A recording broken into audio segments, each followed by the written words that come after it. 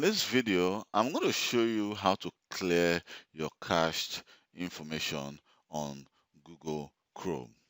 You know, clearing cache information in web browser are actually different. So like it's not the same way you do it for like Firefox, Opera, Internet Explorer, and even Microsoft Edge. So for Google Chrome, you do it in a different way. So I've seen a situation where people are trying to search and say, okay, how do I do it? How do I do this? Even at my workplace, some of my colleagues they ask me, please, how do I clear my cache in Google Chrome? So to do that, what you need to do is actually to click on the three dots here at the right side of your Chrome, which says customize and control Google Chrome, and go to settings. So if I go to settings, I will go to my privacy and security. On my privacy and security, just click here, clear browsing data, clear history, cookies, cache, and more. So when I click that, here, first of all, you have the basic info, which says browsing history, cookies, and other sites, cached image, and file. So I can also go to my advanced if I want to clear like my password, my autofill form data, site settings, hosted app.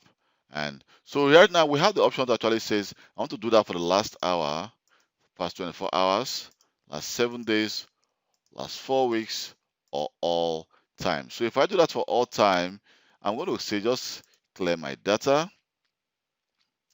So the info is being cleared. So let me go back again to my browsing history and see. If I choose all time, you can see all my info has been cleared. So let me go to my history and show you what I'm trying to see. So look at my Google Chrome history. You can see I don't have any history right now because I've cleared all my history of all time.